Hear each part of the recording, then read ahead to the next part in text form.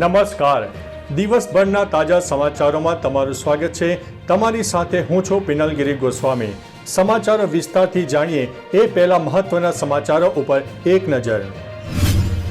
નમસ્કાર મિત્રો, આજની વિડીયોમાં વાત થશે એલસીબીએ 14 વર્ષથી નાસ્તા ફરતા આરોપીને પકડી પાડ્યો છે।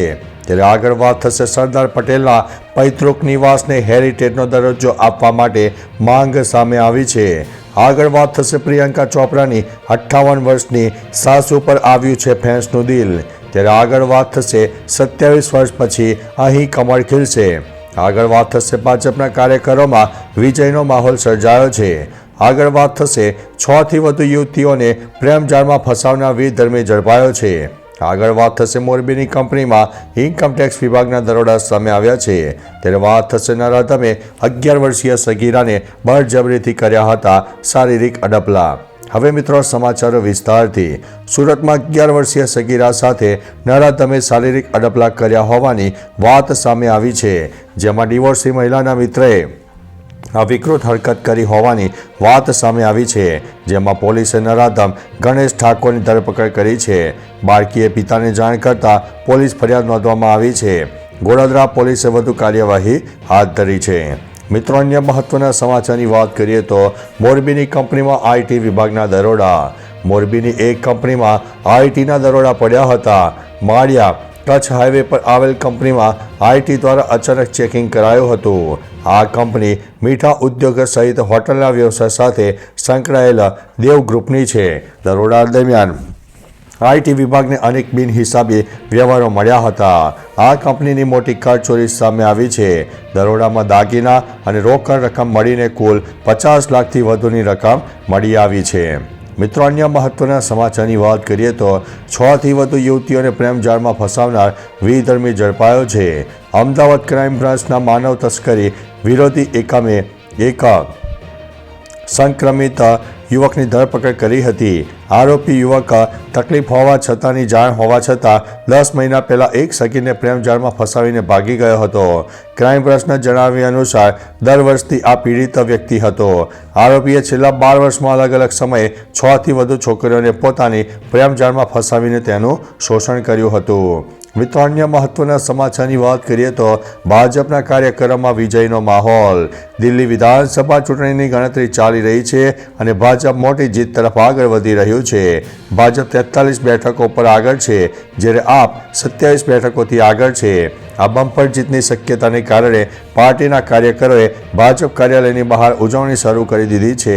કાર્યકરો બેન્ડ અને બાજાના તાલ ઉપર નાચી રહ્યા છે અને એકબીજાને મીઠાઈ પણ ખવડાવી રહ્યા છે।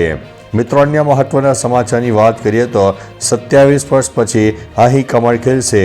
દિલ્હીમાં 27 વર્ષથી ભાજપ જીત્યું નથી, ત્યારે દિલ્હીમાં વિધાનસભાની ચૂંટણીની મતગણતરી ચાલી રહી છે। આ વચ્ચે શરૂઆતી વલણમાં ભાજપને બહુમતી મળતી જણાઈ રહી છે। આપ પાર્ટી પાછળ રહી ગયું છે। ભાજપ અત્યાર સુધીમાં 42 બેઠકો પર આગળ છે અને આપ 28 બેઠકો પર આગળ છે। આ વખતે દિલ્હીમાં ડબલ એન્જિન સરકાર બની શકે છે તેવું હાલ તો દેખાઈ રહ્યું છે। 27 વર્ષ પછી રાજધાનીમાં કમળ ખીલી શકે છે। મિત્રો, અન્ય મહત્વના સમાચારની વાત કરીએ તો પ્રિયંકા ચોપરાની 58 વર્ષની સાસુ પર આવ્યું છે ફેંસનું દિલ। પ્રિયંકાના સાસરિયા અમેરિકાથી ભારત આવ્યા છે। પતિ નિક જોનસથી લઈને તેની સાસુ અને સસરા દેશી લગ્નનો આનંદ માણી રહ્યા છે। પરિવારના દરેક સભ્ય ભારતીય પોશાક પહેરેલા જોવા મળી રહ્યા છે। પ્રિયંકાની જેમ તેની સાસુ પણ લોકોના દિલ જીતી રહ્યા છે અને પોતાની સ્ટાઇલથી ટોક ઓફ ધી ટાઉન બન્યા છે।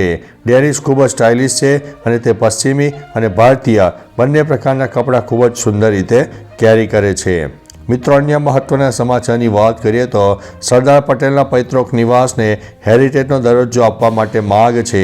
કરમસદને મહાનગરપાલિકામાં સમાવેશ કરવામાં આવતા તેનો સતત વિરોધ થઈ રહ્યો છે।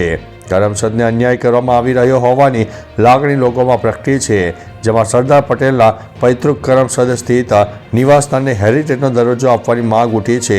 નેતાઓએ સરદારના નામે મતો અંકે કર્યા, પરંતુ તેઓના ઐતિહાસિક કરમસદ માટે રાષ્ટ્રીય દરજ્જો આપવાની દરકાર લીધી નથી।